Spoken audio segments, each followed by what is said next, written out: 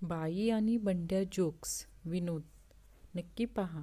शाळेत वर्गामध्ये बंड्या बाईंना विचारतो, मी कसा आहे? बाई, तू खूप छान आहेस रे मुलगा. मग बाई, तुमच्याकडे बोलणी करायला मी आई बाबांना कधी पाठवू? आई, वेडा आहेस का तू?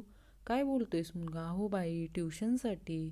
बाई बंड्यास, असा कोणता प्राणी आहे जो सर्वाधिक अंडी देतो? बंड्या, बाई, आमचे गणिताचे सर, कारण मला गणिताच्या पेपरात त्यांनी सर्वच पानावर अंडी दिली. बंड्याचे आजोबा त्याच्या शाळेत बंड्याला भेटायला जातात. आजोबा बाईंना, जरा बंड्याला बोलवता का? बाई, आहो, तो तर आज तुमच्या 10व्याला गेला आहे.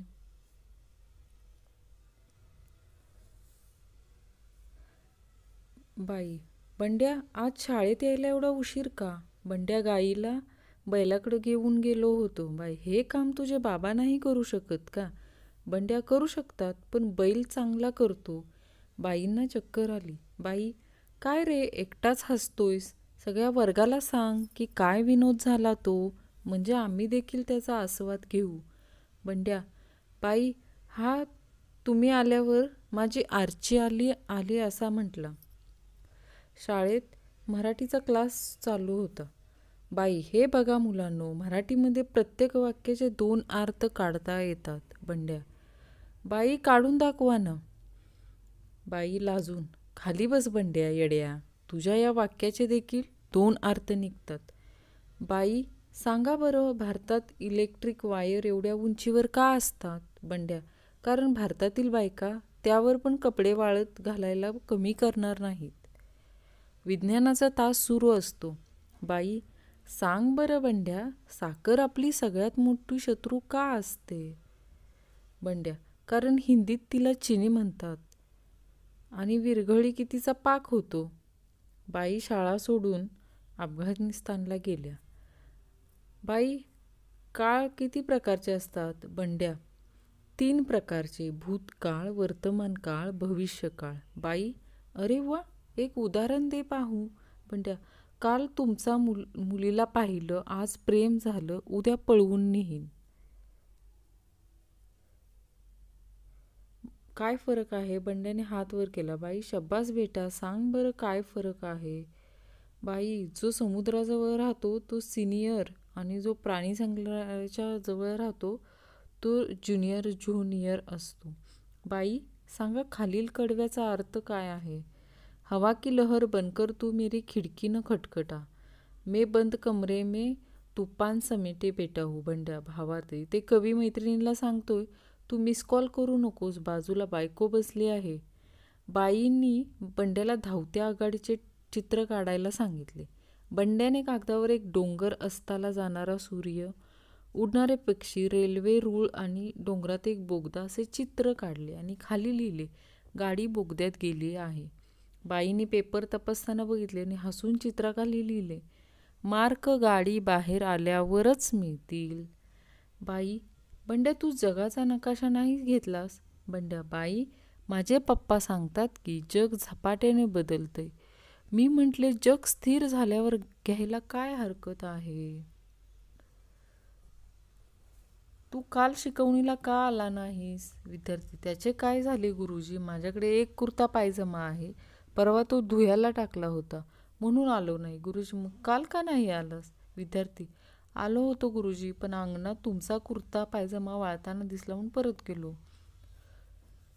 बाईंनी प्रथम स्वातंत्र्य संग्राम शिकवताना मुलांना एक प्रश्न विचारला, सांगा मंगल पांडे कोण होता? पूर्ण वर्गाने एका स्वरात उत्तर दिले, सर आमिर खान. बंडू, बाई, आज मी तुम्हाला प्रश्न विचारणार. बाई, बर बाळा, विचार. बंडू, मला सांगा, आपल्या गावात पहिली तंदुरी भट्टी कोणत्या धाब्यावर लावली? बाई, अरे मला कसं माहीत? हा काय प्रश्न आहे का? बंडू, जर तुम्हाला आपल्या गावातील पहिली तंदुरी भट्टी माहीत नाही तर आम्हाला देशातील पहिली अणुभट्टी कुठे हे का विचारता? बाई, अरे गाढवा, मी काय दररोज धाब्यावर जाते का? नाही, मला कसं माहीत?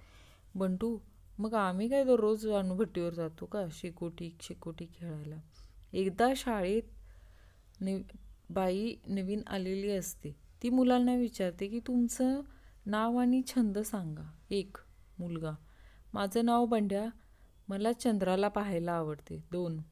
मुलगा: माझं नाव राजू, मला चंद्राला पाहायला आवडते. 3. मुलगा: बाई: नाव माझं किरण, मला चंद्राला पाहायला आवडतं. सगळ्यांची नावे वेगळी पण छंद एक. बाई आश्चर्यचकित होते. आणि मुलींना नावं सांगा. 1. मुलगी: माझं नाव चंद्रा. मुलांनी आपापसात का भांडू नये ते नंतर मुलांनी ते प्रतिप्रश्न करतात. मुलांना तुम्हाला कळलं का मी काय सांगते ते? बंडू: सांग पाहू, तुला काय कळलं ते? बंडू: आम्ही एकमेकांशी भांडायला नको. बाई: अगदी बरोबर, पण का भांडायला नको? बंडू: कारण परीक्षेला कुणाच्या मागं नंबर येईल सांगता येत नाही. वर्तमानपत्र, रेडिओ आणि वर्तमानपत्र यात काय फरक आहे? बंडू खूप विचार केल्यानंतर: बघा बाई, आपण पेपरमध्ये म्हणजे वर्तमानपत्रात चपात्या गुंडाळू घेऊन जाऊ शकतो आणि रेडिओमध्ये तसं काहीही करू शकत नाही. ऐकून मास्तर डायरेक्ट स्वर्गातच रेडिओ घेऊन. एकदा वेळी एका विद्यार्थ्याने आपल्या पुढे बसलेल्या विद्यार्थ्याला 100 रुपये दिले आणि त्याचा पेपर लिहून पाहून तो आपला पेपर लिहू लागला. शिक्षकांनी त्याला पकडले व रागाने ते म्हणाले: अशी लाचलुचपत आणि लांडीलबाडी करणाऱ्या मुलांचे पुढे काय होते माहीत आहे ना? विद्यार्थी म्हणाला: होय सर, पुढे ते पुढारी होतात आणि जनतेला प्रामाणिक राहा असा उपदेश करतात. विद्यार्थी आणि डॉक्टर यांच्यामध्ये काय साम्य आहे? हात वर करून बंड्या सांगतो. बाई: ऑपरेशन झाल्यावर डॉक्टर आणि पेपर झाल्यावर विद्यार्थी एकच सांगतात. बाई: काय ते? बंड्या: आम्ही आमच्या परीने चांगले प्रयत्न केलेत, पण आत्ताच काही सांगू शकत नाही. बाई बंडूला: तुमच्या घरात सगळ्यात लहान कोण आहे? बंडू: माझे बाबा. गुरुजी: बाई: का? बंडू: कारण ते अजूनही आईजवळ झोपतात. बाई: एक दिवस असा येईल पृथ्वीवर पाणी नसेल, सगळे जीव जंतू नष्ट होऊन जातील. बंड्या: मग बाई, त्या दिवशी शाळेत येऊ का नको मी? तेवढे सांगा फक्त. बाई: 1000 किलो म्हणजे 1 टन. तर सांगा पाहू बंटी, 3000 किलो म्हणजे किती टन? बंटी: सोप्पा आहे, टन टन टन. मॉडर्न धमकी. बाई: बंड्या, उद्या तुझ्या आई बाबांना शाळेत घेऊन ये, नाही तर तुझा रिझल्ट फेसबुक शेअर करून तुला आणि तुझ्या आई बाबांना पण टॅग करेल.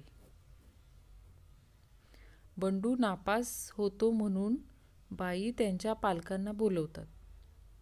बाई: मी बंडूला विचारले की जर माझ्याजवळ 5 केळी आहेत आणि त्यातील मी 3 केळी खाल्ली तर खाली काय राहील?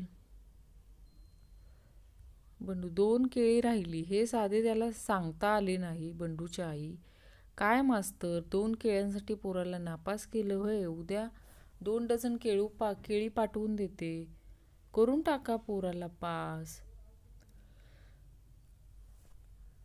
बाई: आत्ताच तुम्हाला मी वनचर, भूचर, जलचर आणि निशाचर हा धडा शिकवलाय, कळलं का सगळ्यांना? बंडू: हो गुरुजी.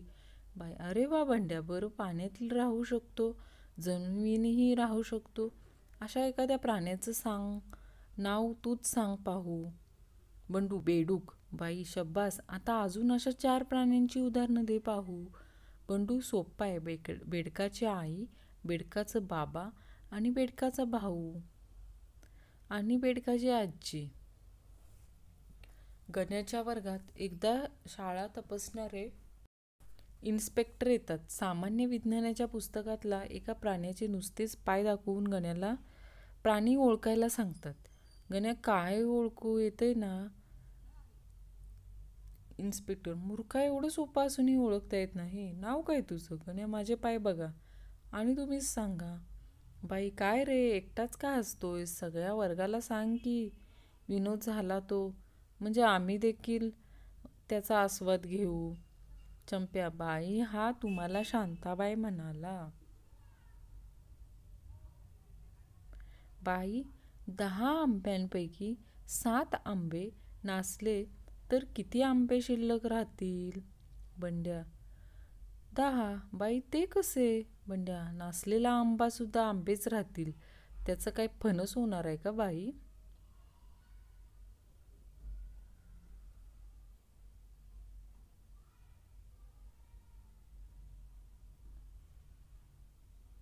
कुणाकुणाला स्वर्गात जायचं आहे? काही विद्यार्थी हात वर करतात.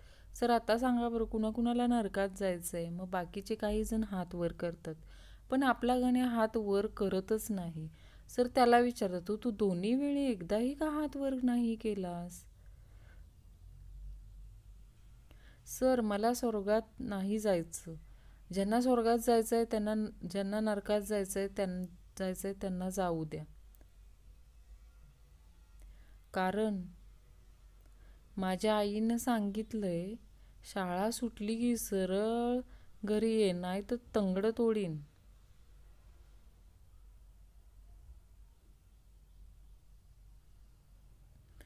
पप्पू पेपर देऊन घरी जाऊ लागतो. शिक्षक: का रे पप्पू, पेपरमधलं काही येत नाही का? पप्पू: तसं नाही सर, मला उद्याच्या पेपरचा अभ्यास करायचा आहे म्हणून लवकर चाललोय.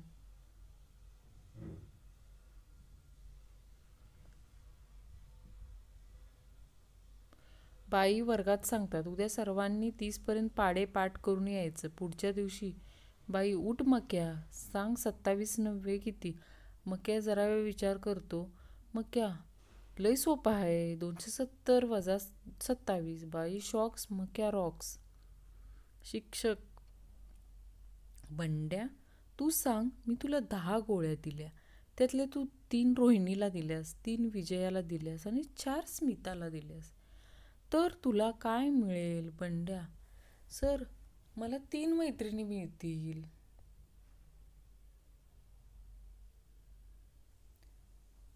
फिजिओलॉजीचा तास चालू होता. सरांनी उंदराच्या एका बाजूला केक आणि दुसऱ्या बाजूला उंदरीन ठेवली. उंदीर लगेच केककडे धावला. सरांनी केकच्या ऐवजी भाकरी ठेवली. पुन्हा तोच प्रकार. सरांनी बदलून पाहिलं. उंदीर प्रत्येक वेळी पदार्थाकडेच धावला. सर यावरून सिद्ध होतं की जगात भुकेपेक्षा मोठं काही नाही. एवढ्यात पक्या ओरडला, सर एवढे पदार्थ बदललेत, एक वेळ ती उंदरीण पण बदलून बघायची ना. शिक्षक: 64चे वर्गमूळ सांग बघू. हुशार मुलगी: मला नाही माहीत. शिक्षक: हे काय हुशार मुली, तुला एवढं साधं पण उत्तर येत नाही. हुशार मुलगी: गुरुजी, मी तुम्हाला एक प्रश्न विचारते, जर तुम्हाला उत्तर दिलं तर मी तुम्हाला 64चा वर्गमूळ सांगते. मुली: काय विचारायचे आहे? हुशार मुलगी: गुरुजी, हे कोलावारी डीचा अर्थ काय आहे? शिक्षक: बाळ तू खाली बस आणि हे बघ, 64चे वर्गमूळ 8 आहे. पुन्हा प्रश्न उत्तर नको. शिक्षक: झंप्या, तू नेहमी शाळेत टोपी घालून काय येतोस? झंप्या: कारण कुणाला कळायला नको की मी माझ्या डोक्यात काय चालले आहे ते. गुरुजी, तुझी हजेरी कमी आहे, तू परीक्षेला काय नाही बसू शकत. गण्या: फिकीर नॉट गुरुजी, आपल्याला जरा बी घमंड नाही, आपण उभ्यानेच पेपर लिहू बघा. गुरुजींनी शाळा सोडली.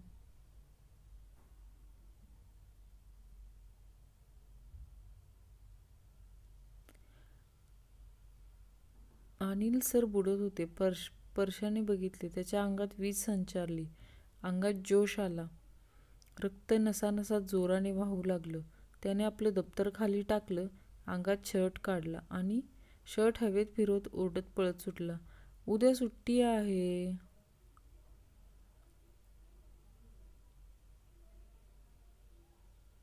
आणि उत्तर लिहिणारा पोरगा. संस्कृतचे शिक्षक: तमसो मा ज्योतिर्गमया, या ओळीचा अर्थ काय? बंड्या: तू झोपून जा आई, मी ज्योतीच्या घरी जात आहे. संस्कृतचे शिक्षक कोमात. आणि बंड्या आपला जोमात. शाळा तपासणी अधिकारी. बाळ तुझं नाव काय? बाळ पांडू.